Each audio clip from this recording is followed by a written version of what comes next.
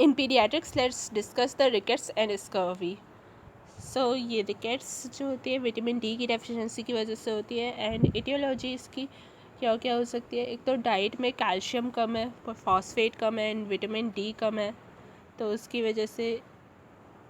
और वैसे फॉस्फेट की डेफिशिएंसी जो है डाइट में वो रेयर होती है, एक्सेप्ट प्री टर्म बेबी में, क्योंकि उसको ज़्यादा फॉस्फेट की ज़रूरत होती है ग्रोथ के लिए, तो उसमें ही डेफिशिएंसी हो सकती है मेनली। देन सेकेंड, सनलाइट का अगर इनएडिक्वेट एक्सपोजर होता है तो उससे इटियोलॉजी हो सकती है, क्योंकि विटामिन डी को सनशाइन विटामिन भी कहा जाता है, उससे सनलाइट की वजह से वो एक्टिवेट होता है, प्रोड्यूस होता है actually. Then third, malabsorption की वजह से हो सकता है एंड क्रोनिक लीवर डिसीज़ की वजह से भी हो सकता है। देन फोर्थ, ड्रग्स की वजह से होता है, anti convergent drugs and anti tubercular treatment में स्पेशली आइसोनियाजिड की वजह से, क्योंकि ये इंड्यूस करते हैं ये ड्रग्स साइटोक्रोम P450 को, जो कि विटामिन डी को कन्वर्ट कर देता है इनएक्टिव फॉर्म में। नाउ पैथोफिजियोलॉजी क्या होती है इसकी? ये अगर विटामिन डी कम होता है तो इम्पेयर्ड एब्जॉर्प्शन हो जाता है कैल्शियम एंड फॉस्फेट का, उसकी वजह से मिनरलाइजेशन ऑफ बोन्स कम हो जाता है, जिसको ऑस्टियोमेलेशिया बोलते हैं।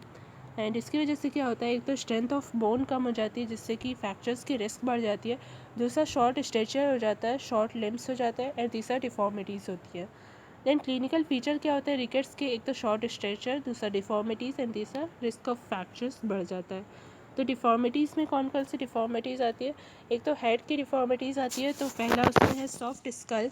सॉफ्ट स्कल हो जाता है जिसको कैनियो टैप्स बोलते हैं। पिंक बॉल कंसिस्टेंसी भी हो जाती है, उसको बोला जाता है कि स्कल की जो है पिंक बॉल कंसिस्टी हो गई है, कंसिस्टेंसी हो गई, सॉरी। सो ये और भी कंडीशंस में देखा जा सकता है, ये वाली जो कंसिस्टेंसी है इसका डिफरेंशियल डायग्नोसिस जो हो जाएगा, जो हो सकता है वो क्या क्या है? हाइड्रोसेफेलस हो सकता है, कॉन्जेनाइटल सेफेलिस हो सकता है, या ऑस्टियोजेनेसिस इम्परफेक्टा हो सकता है। देन सेकेंड, सूचर्स जो है वाइडली सेपरेटेड होते हैं, ये किसकी डिफॉर्मिटी है? हेड की।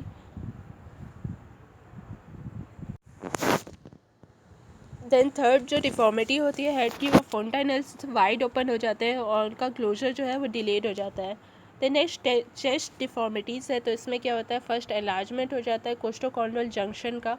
कोस्टोकॉन्ड्रल जंक्शन वो एरिया होता है जहाँ पे रिब्स और कार्टिलेज मीट करती है, तो ये एक रोजरी टाइप का दिखता है अगर एलार्जमेंट हो जाता है उसका, एंड उसको रैचेटेड रोजरी भी बोलते हैं, एंड इसको स्ट्रिंग ऑफ बीड्स भी बोलते हैं। ये कुछ इस तरीके का दिखता है जैसे डायग्राम में है।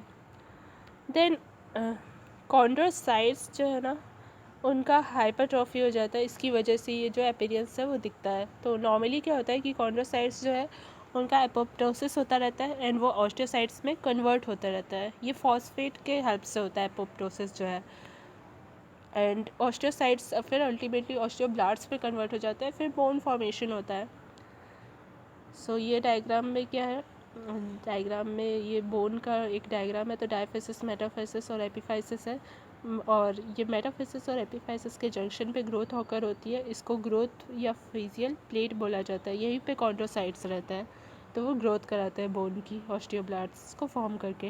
लेकिन क्या होता है जब फॉस्फेट की डेफिशिएंसी हो जाती है ना, तो कॉन्ड्रोसाइट्स का एपोप्टोसिस नहीं हो पाता है, तो उस कंडीशन में क्या होता है कि कॉन्ड्रोसाइट्स की हाइपरट्रॉफी हो जाती है, तो उसी की वजह से ये स्वेलिंग प्रेजेंट रहती है बोन के एंड्स पे, और इसको फिर रोजरी अपीयरेंस बोला जाता है।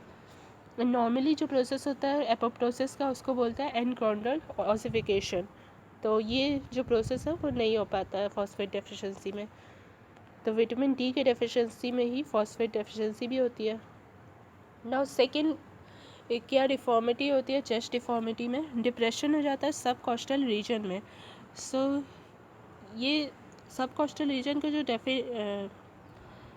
डिप्रेशन है ना, वो तब नहीं दिखता है जब रिब केज प्रेजेंट रहता है, लेकिन रिकेट्स में क्या होता है कि रिब केज वीक हो जाता है, तो इसलिए सेल्कस लाइक फॉर्मेशन दिखता है पुलिंग इफेक्ट ऑफ डायफ्राम के कारण, और ये हर ब्रेथ के टाइम पे दिखता है, हर रेस्पिरेशन के टाइम पे, एंड इसको हैरिसन्स ग्रूव या फिर सर्कस भी बोलते हैं। द नेक्स्ट, लिम्स डिफॉर्मिटीज़ है थर्ड, तो इसमें रिस्ट वाइडनिंग हो जाती है। एक तो ये अगेन कॉन्ड्रोसाइट के हाइपरट्रॉफी के कारण होता है, एंड नेक्स्ट लोअर लिम्स में क्या होता है, बोइंग ऑफ लेग्स हो जाता है, जिसमें जेनू वेरस ज़्यादा कॉमन है, यानी कि इसमें क्या होता है, मीडियल डेविएशन हो जाता है टिबिया का। Then next second knock knees हो जाते हैं जेनू वेल्गस, इसमें लैटरल डेविएशन हो जाता है टिबिया का। नाउ ये रिकेट्स एंड स्कर्वी को हम नेक्स्ट वीडियो में कंटिन्यू करेंगे। Thanks for